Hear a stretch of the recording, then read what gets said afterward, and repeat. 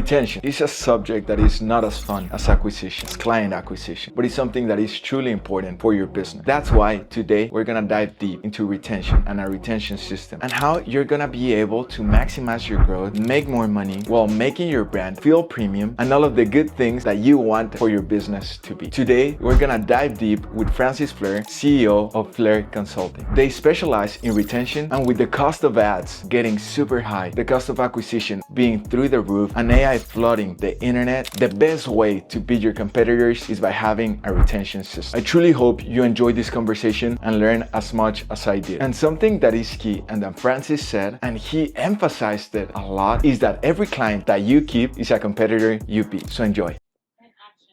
And action. Okay. Hello, my name is George Moffat. Today we are here with Francis, and your last name is? Flair. Francis Flair. We're gonna be going over retention and something that is super important for business owners. We're gonna try to break it down, and even though technology continues to get better, acquiring leads continues to get more expensive, so being able to maintain your clients is gonna be a key.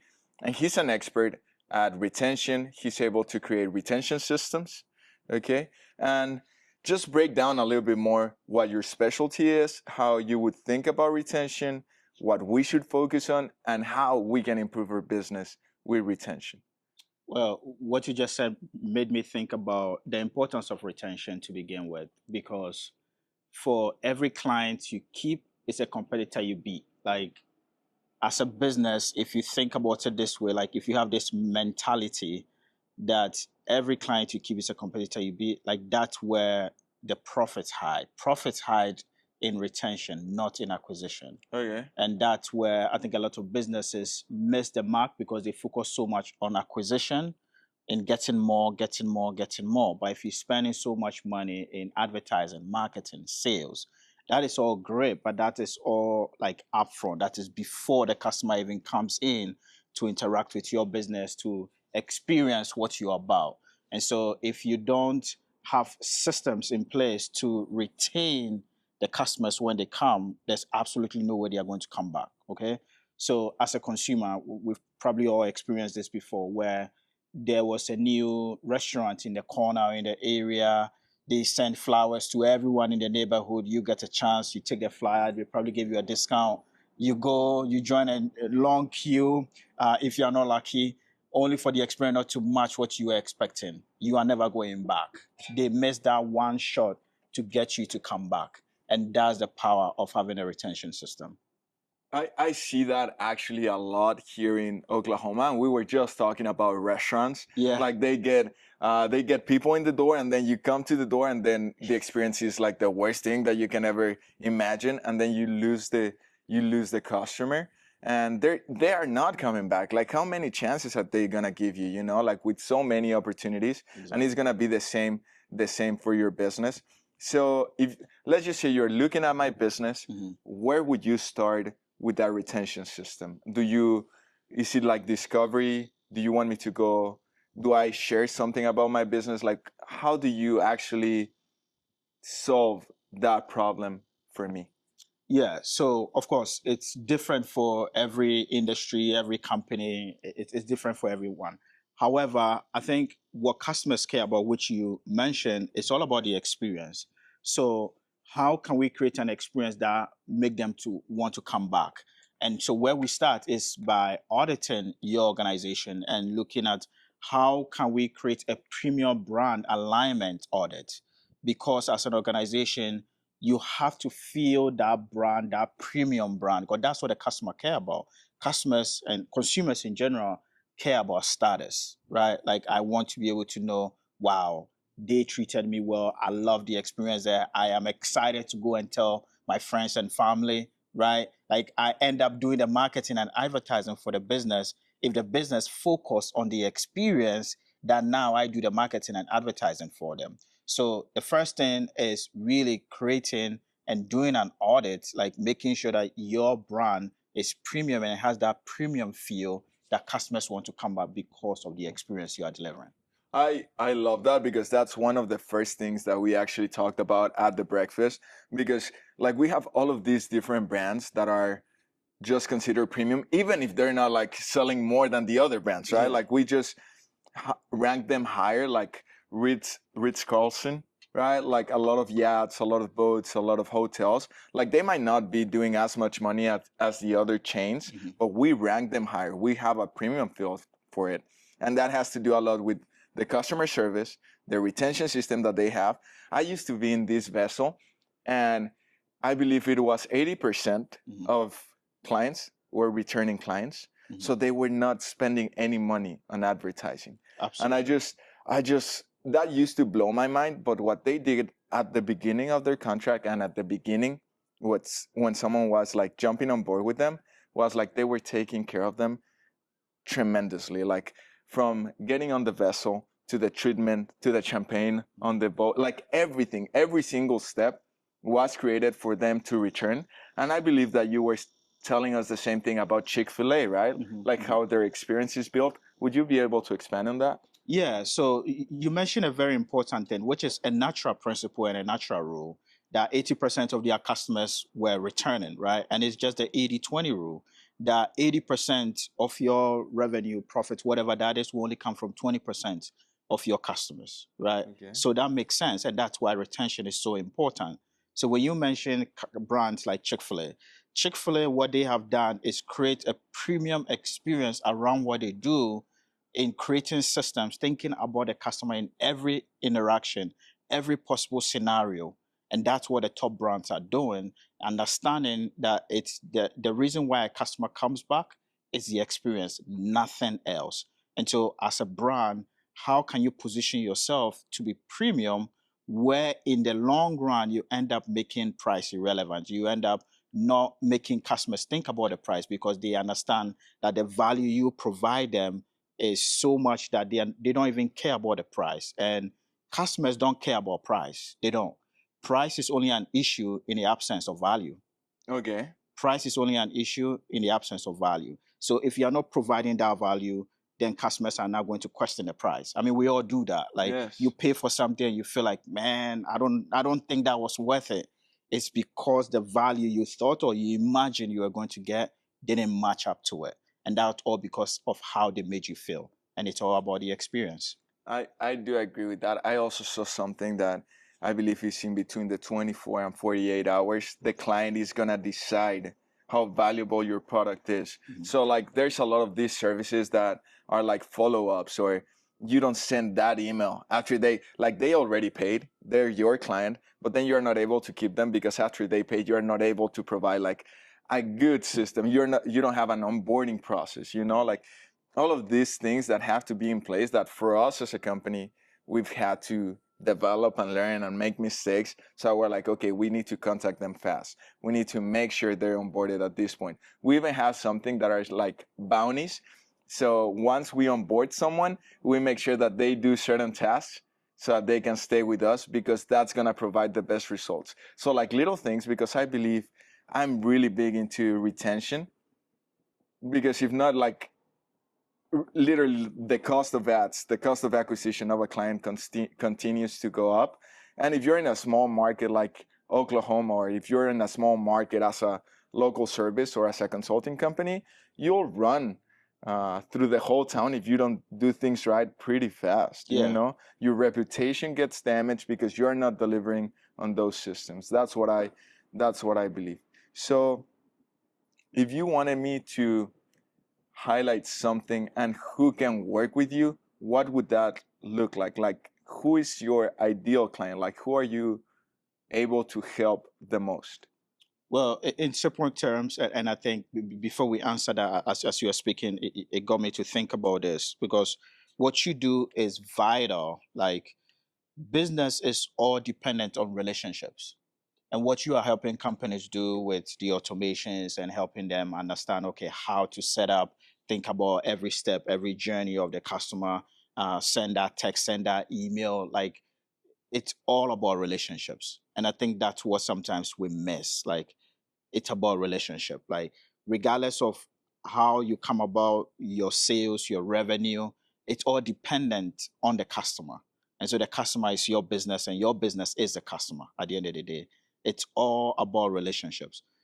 in talking about who we help, who we serve, it's scaling service-based businesses who are struggling to raise revenue and protect profit as they scale. We help them build a retention system. So practically any organization, which we have done this in multiple industries, talk about higher education, dry cleaning, medical, insurance agencies. I mean, you think about it, this system works there, but it has to be with a leader who understands the importance of customers in their business and the importance of relationships and how to retain them to grow because they want to protect profits. I think that is.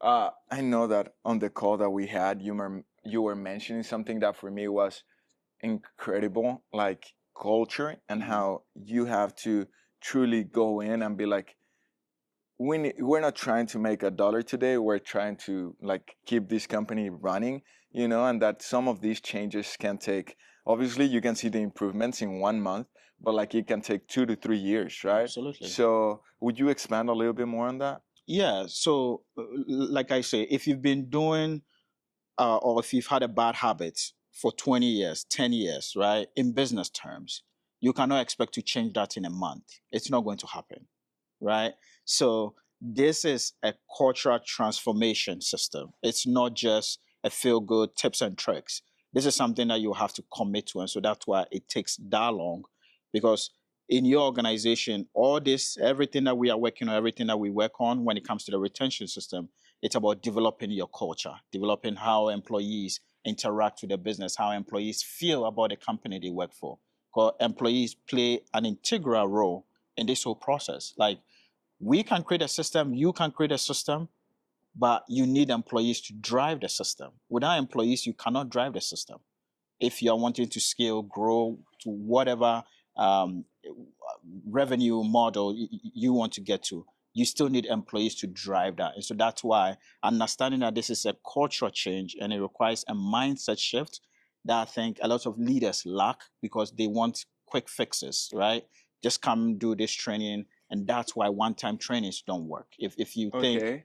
this is going to work in a one-time deal, it's not. I think that that is key. So, would you do with bigger companies? Do you do sessions? Like how does that work? Like, I need to try to break down if someone is looking is like, are they gonna go every Saturday to work with you? Mhm. Like, how does this?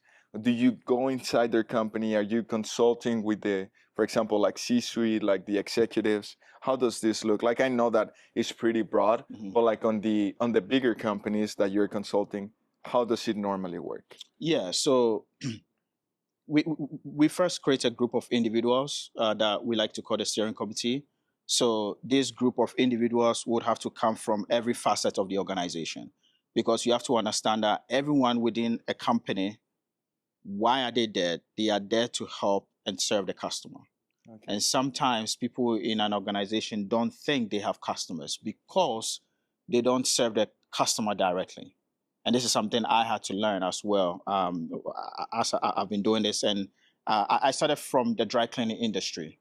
And in dry cleaning, when I started, I had to start from the bottom. And so, which meant I had to mark in clothes. So, okay, it's a black shirt, it's Adidas, it has a tear, or he wants his jean stashed, right? Like he wants starch in his jean. He wants us to deliver it on Tuesday, or maybe he's missing a delivery this week, right? And I didn't get it. Like, I'm a very analytical and logical person. So I'm like, why do we have to do this? Like, the thing is dirty. I just like collect and marketing that it came in, right? But when I got the opportunity to become a manager, they asked me to go on and deliver. So now I was the one delivering the clothes to the customer. So the driver drove because they knew the route. Now I had to get out of the van, take the clothes, and go hang it wherever the customer had access to do it. And one time we delivered clothes to a customer who didn't have anything that week. So can you imagine the Pandora's box and the challenge that brought? Because now that customer brought it back, thankfully, say, well, these are not mine. We checked in the system, the customer didn't have anything.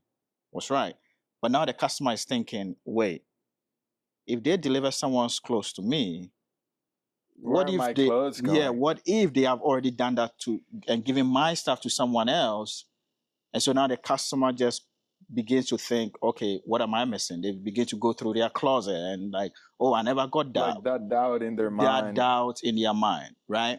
But it was only in that moment that I realized that, wait, I had a customer. My customer was a driver because I may not be serving the customer directly. I'm not the one interacting with the customer. But if I don't serve the driver right, he's going to make mistakes. And that mistake is a total reflection of the organization. It's not just on the driver. I agree. Because the customer only sees the company. The customer don't see the employee. Yeah, they don't see Francis. They No, see the no. whole They see the whole company. thing. I love something that you mentioned, and is something that we're working diligently in doing, is making decisions with the customer in mind. Mm. Like every decision that we're making in the company is with the customer in mind. And it's simple, but sometimes we're trying to solve problems. But that's why we look inside to solve our problems, because if we're having those problems, someone else is, at least in the way that we're doing it right now. So making every decision with the customer in mind is something that I believe is unique. So right now, let's just say you onboarded us, right? I'm gonna try to go over, we're gonna share the screen with them, but in how it would start, and then we can talk about the retention system, and then we can also talk how technology can help in our retention system. Absolutely. Is that okay? Yes. Okay, so then we just say that we're gonna have the client, right? And then we're gonna go through an onboarding process. How long does your onboarding take right now? Like or does it depend a lot on the? I mean, it depends. Let's say it's a month. 1 month. Yeah, let's say it's a month. Okay, 1 month onboarding.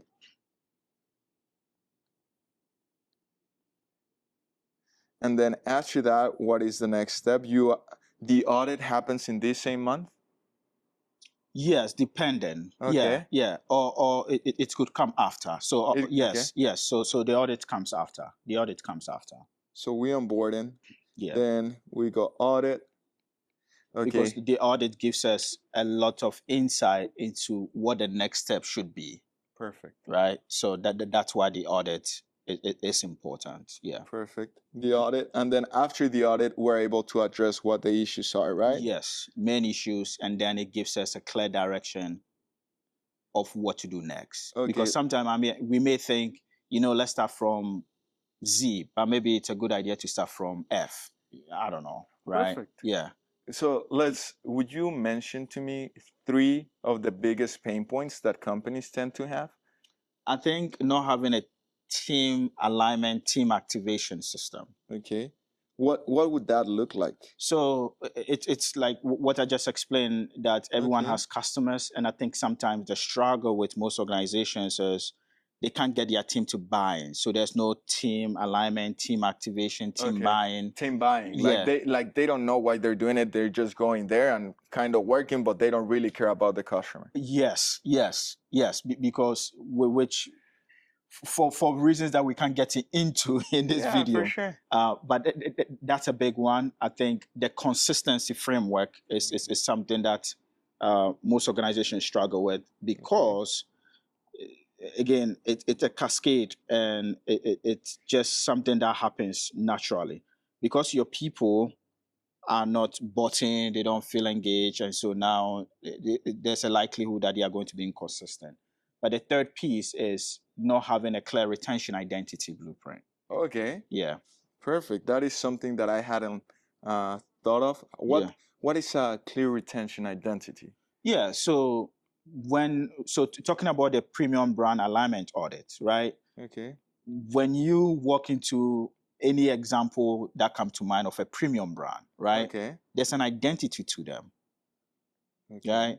Like you go into Chick-fil-A, for example, compared to McDonald's, there's an identity to them. Yes.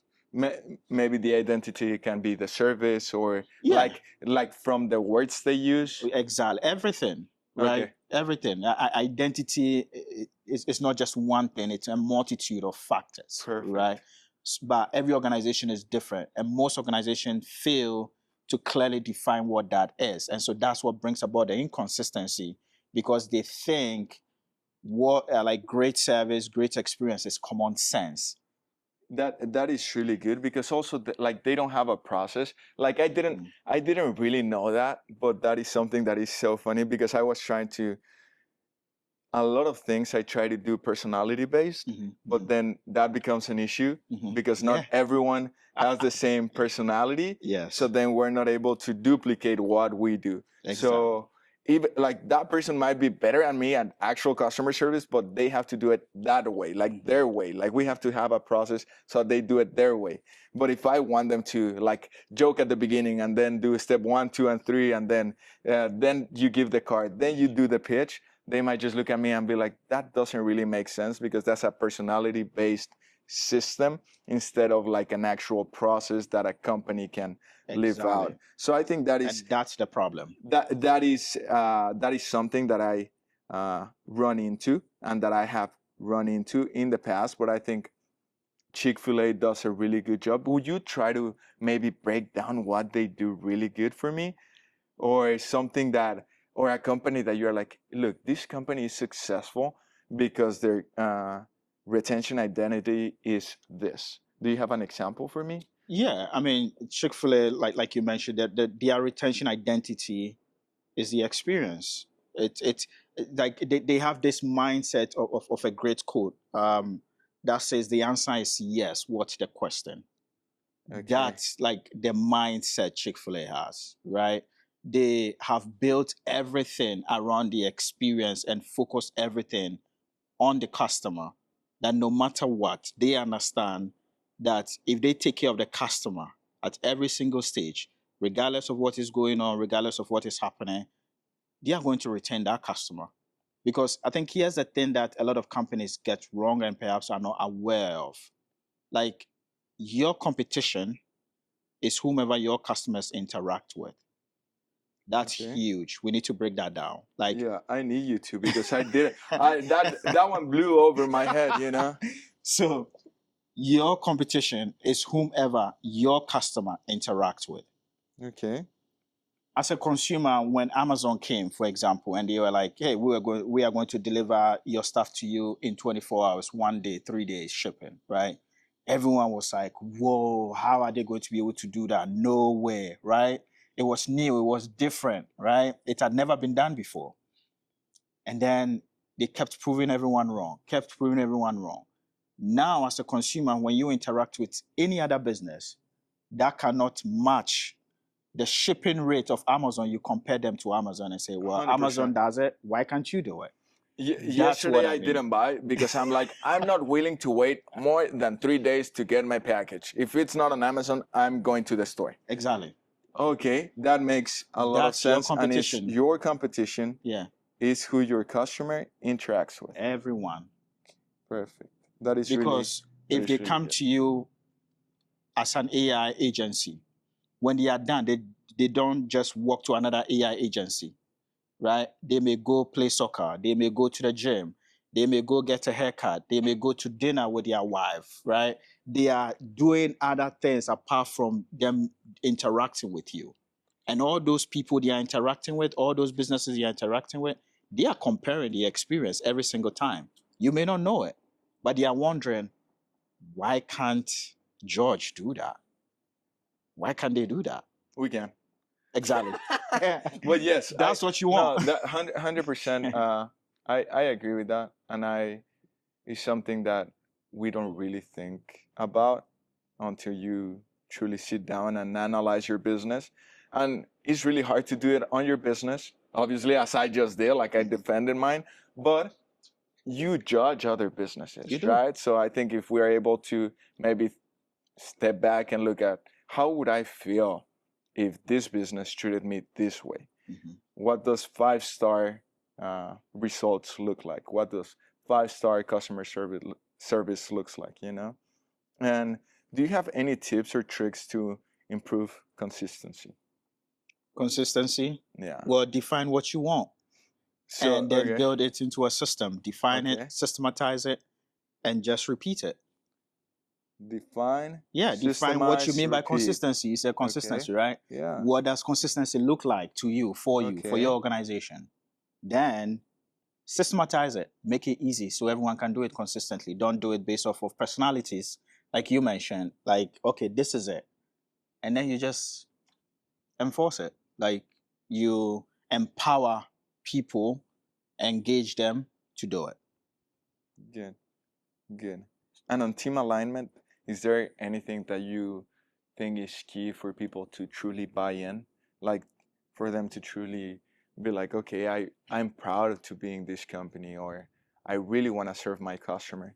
Because for me, I thought at the beginning it had to do a lot with money, but not always. Like I've been in companies that pay a lot, and then I step back and I'm like, I'm just collecting the paycheck. Like I'm not truly, like the culture is not there, and vice versa. I've been in non-profits and in missions that we're not making any money, but I'm as driven as I can be just because I believe in the culture and in the goal. So that would be my point. But you as a retention expert, like where do you believe team alignment comes, and how can we create something like that?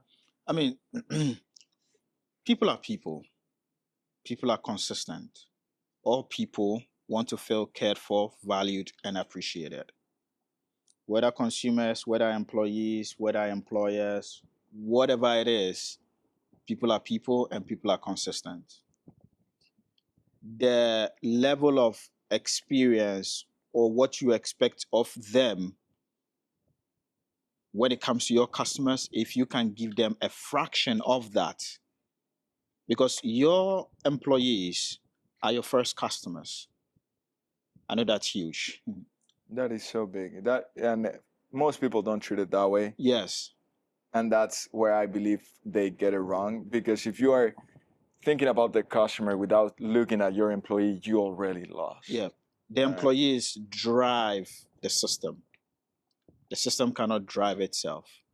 Without your employees, there's no system. Okay. You can build a system all you want, but you need people to Yes. take the system and use it. So the system is a vehicle. Okay. Your employees are the drivers. Perfect. Okay. The car can sit there and rot if you don't use it, right? You need someone to drive the car, and that's your people. So your people. Take care of your people. As simple as that. Would you say that that's step number one? Of course. Okay. Of course. Because without that, and I think that's what we put it at number one, without that, I mean, certain things can be happening kind of behind the scenes, but like you cannot lose focus of that. And I think sometimes employers lose focus of that. They make the assumption, oh, we are good, and they treat culture as a set and done, like as if it's a clock. You just have to get it to the right time, to the right temperature, tune it, and then it's done. But no, culture is a verb. Culture is always happening. Okay. Whether you working at it, not, like culture is always happening. So you have to work at it. And it takes work, it takes time. It takes work. It works, yeah. It does. Yeah, it's either it works on you or it works for you. Either way, it's going to work. And that's culture for you. Perfect. Is there something that you would like us to highlight, or that you would like to explain about your business that we have not talked about? That you're like, something that you would love for people to understand about what you do, because we understand how retention is so important, but is there anything that we have missed that you would like to highlight?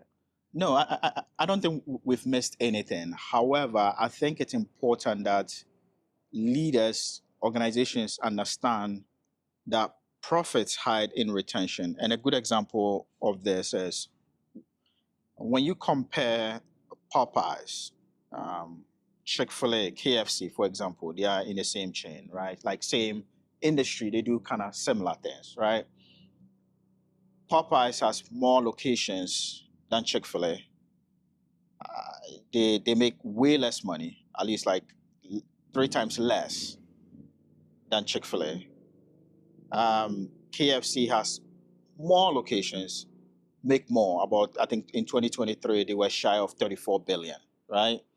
I think they had about 30,000 locations then.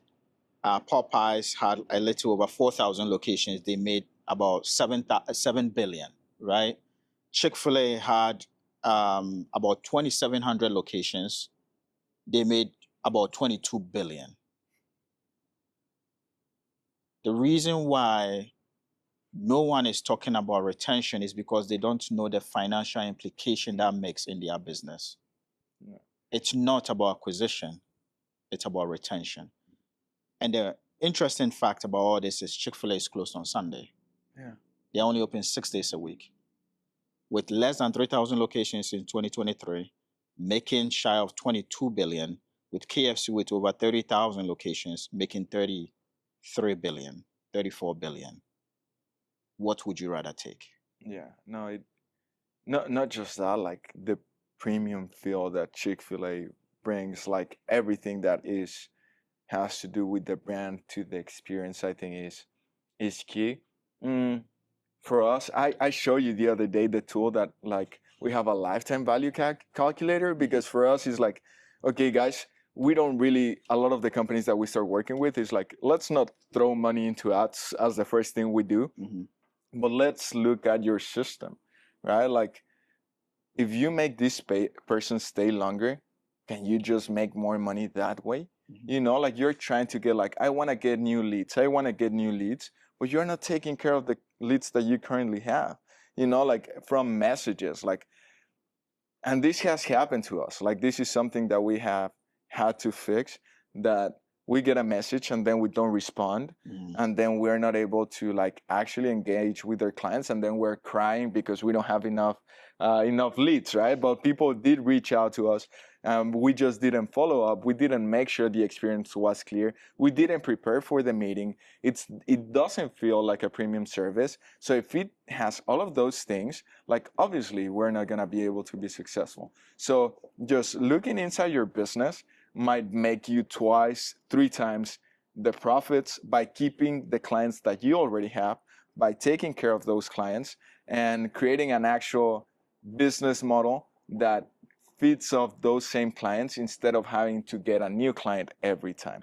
So I would say I'm going to talk a little bit about how we do it now that we have the retention expert over here, and maybe you can also look over some of this. But after we get one of the leads, you know, we get the lead, and then after that, that's why we have the bounties in our case. So the only way, we're trying to make the price so low that we just keep we make money if the customer stays long time with us. Like we're not trying to do a one-time deal. Our monthly price, at least right now, it's 197. Okay. And then after that, we're gonna give you, they can get their money back on those 197. Okay. So when you say they can get their money back, what do you mean? So like they can win this 197 back if they complete the bounties. Okay. And that is because for them to succeed, we need for them to do this over here. So we put tasks that we have seen our successful service business owners do, and this is what drives actual growth. So what we do is like, okay, we're gonna give you your money back if you do this. Then after that, we follow up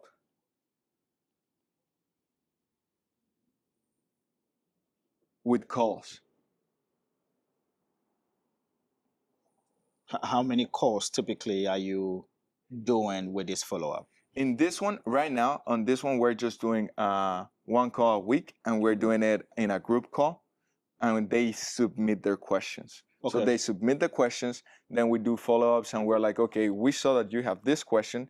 So we have messages every day in the community, but we also have follow-up with calls. So most people don't get connected with the calls, but having the call adds some value.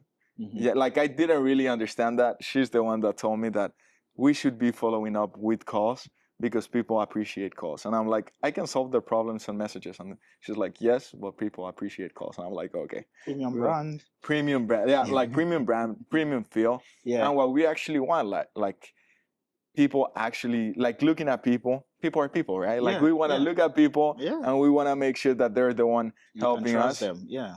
And then after that, we look inside their business and we make sure like, okay, what does your product look like? Let's just say it's a landscaping company. Mm-hmm. So Tell me. just to make sure I'm following, Yeah. the 197, is there a one-time fee or it's a No, monthly? it's a monthly subscription. Okay. So Monthly yeah, subscription. they get the month, they get their money back if they do this, but that also means that they're in a position to succeed. If they're in a position to succeed, they're gonna stay with us longer 100%. because of that same. Like we're not here to make money on the first month or on the second month. We wanna make you succeed. Once you succeed, you stay with us and we make the money on the back end once you are succeeding. 100%. You know? So same, we're trying to go with that approach of having a premium brand. So I would actually go with yours. I think I have it here at the top. I'm gonna mess this up even though it looks kind of pretty, but I'll try my best. So you would go client, then 1 month onboarding. On this 1 month onboarding, what we would be like, how do you have enough automations in this 1 month onboarding? I would try to break it down. I don't know why I'm still on the eraser.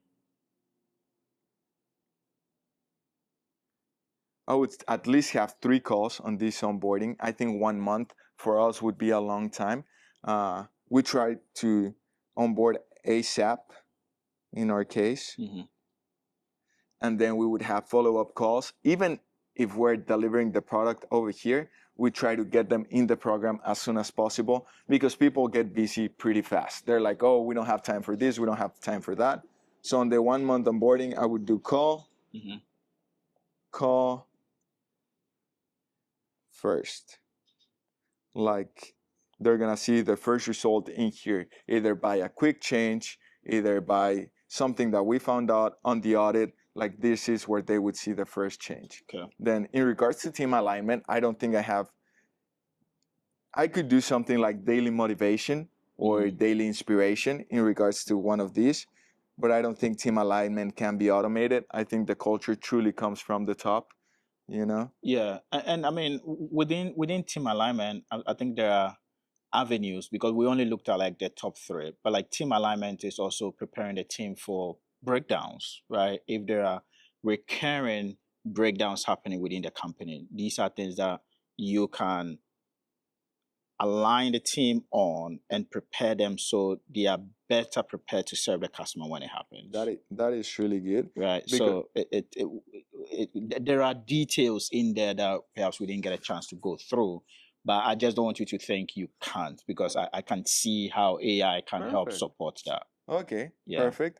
Right now that you mention it, I would say it could be like a lot of training. Yes. You know, like a lot of team alignment can come from training. Yes. And I'm sure with AI, you can possibly even like collect data to see trends and using that information to align the team. Yeah, Perfect. that's also part of it. And information. Yeah, because those are like the top 3 stuff. For alignment. And then I do see a big gap in consistency and AI. That's probably the one that I like the most. Yeah. Because most people miss the consistency part. I didn't know I was consistent until I used to work. I was an athlete, I work out a lot, and I didn't really see it as consistent. Like it was just part of my life. Yeah. Like it just existed, right? What sport did you play? I used to run track and I played football.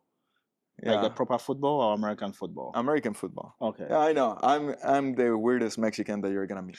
So I like tech and and I used to play American football. So, but I have played every sport. Like sports have always been just a part of my life, and I didn't know consistency was so important. But then I found out like when people are trying to get into shape or when people are trying to improve something, I'm already like 20, 25 years ahead because I have been doing it for so long. So that, I believe that's where consistency pays off. And for us, is like just with the relationship with you, like we see you at an event, then we follow up, then we're able to talk about automation, then we're able to talk about ads. Even it's consistency in our relationship, and it can be the same for our business, you know, 100%. like follow-ups, email nurturing. But now with the technology, I'll try to not geek out as much. But like with AI agents, like just being able to have engagements with people, help them like create content, you know, help them edit, help them like bulletproof their website, you know, for them to have their data secure. You're like, what does that have to do with consistency? People trust, like people go with brands that they can trust. And with AI, you're able to provide a bunch of that. So consistency is probably like the biggest one for AI. In this case, it would be support, brand voice, you know? Yeah. Consistency is everything. Brand voice. What else I would say? Like data-driven decisions for us, that's a big thing. If you have information, you are making the right decisions inside of your company.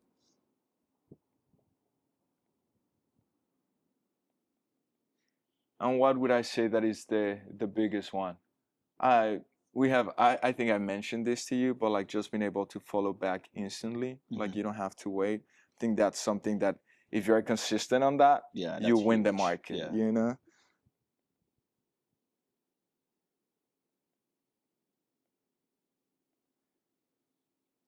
I'm gonna pause this. I paused it because if not, the other day we ran out of battery and then the recording got lost, and I was so upset about it. I would be mad too. No, I was so mad. Like we went over like how you can create like AI videos and AI. Oh my God. You remember that we were talking about a little bit about ads? Yeah. And I was like, no, like it was how to create AI content, and I lost all of the drawings. So I was like, that cannot happen again. And then clear retention identity. Do you think we can incorporate technology into that? Like personally, what are your thoughts? Like I'm still having a hard time with retention identity. For us is, I would say that our agents are part of us right now. It's so funny, but like since we have given them personalities and since we have creating like a whole experience around it, like even us, like me trying to work on a personal brand and how we present ourselves is part of our retention identity, how I talk to people, how I care about people, what our principles are. But I don't know how you can incorporate technology in there other than generating content and data-driven decisions, at least right now. Yeah, I mean, with everything that you mentioned, like with the agent and stuff like that, and giving them personalities, I mean, that fits right inside the identity because you have to, like, they still have to follow a certain trend, a certain way of doing things. Like, they have to represent you in your voice as an organization. Like, that's all part of that identity. Like, the identity, like, the premium brand value, feel, it's all part of the identity, right? So if there's a voice, way of doing things, how we respond, how we speak, all that is part of that identity. Perfect. I think on that side then, yes, like our brand voice and being able to share our values and what we stand for is gonna be key. And that's what we're trying to do right now. You know, like you talk about like caring about people, that is the first thing, you know, like doesn't matter how good your process is. If you don't care about people, they're not gonna care about you. Right? Same with us. A lot of it is like, how can we help your business? And if we cannot help your business, we'll tell you that we cannot help your business, you know? Like being upfront with that, I think is gonna be crucial. Where if someone looks at this video and they wanna contact you, where can they contact you? How can they contact you? And closing thoughts. Well, closing thought, I think is to understand that, again, every client you keep is a competitor you beat, because that's the real growth strategy, like growth lever in any business that I think we are not taught or we don't think about. Like, what sense does it make to go find more when you can already keep what you have? Because what you have, they will spend more, they will give you higher satisfaction scores, higher reviews. They will actually do the marketing and advertising for you because they are happy with you. They are more loyal. Like, what else do you want? Like, retention is revenue. And if you want to scale, you want to grow, protect profits, raise revenues, it's all about protecting and building a retention system within your company. If someone wants to reach out, I am on social media at Francis Flair on all platforms. Instagram, LinkedIn, YouTube, TikTok, wherever you want to find me, you can find me there. And then you can check out our website at flairconsultinggroup.com. We are also running a challenge, which is the Client Retention Challenge. So if anyone wanted to join, it's a 5-day transformative journey where we actually take you through the retention system and help you build your retention system within 5 days. Oh, that's amazing. I will put the link for the challenge in the description of this video, and it's just so unique to talk about like all of the hidden money that a business truly has, and that you don't necessarily, like, for you to grow and for you to get where you want to go, like, you might not have to go outside. Like, it might just be introspection and be like, can we just do this better? Not just that, but like by creating the proper culture, you're in a place that people love. You create the right system and you can scale to the moon. People, like, not just that, you attract the right talent. 100%. You know, like, there's so many things that come with having a good retention system, because like the retention system is what people might see on the outside, but you are transforming the culture. You know, you are creating, you're positioning yourself as a premium brand. That means that you can charge way more for the exact same thing. And once you create you care about your people, you're positioned as a premium brand, and then you create the right system, and then you can scale your business to the moon. 100%. Well, thank you so much, guys, for watching. I hope you learned as much as I did today. I hope I was clear. I know my the way I write is not the best, but I hope that you guys enjoyed it. And I'll see you in the next one. Go and take the world by storm.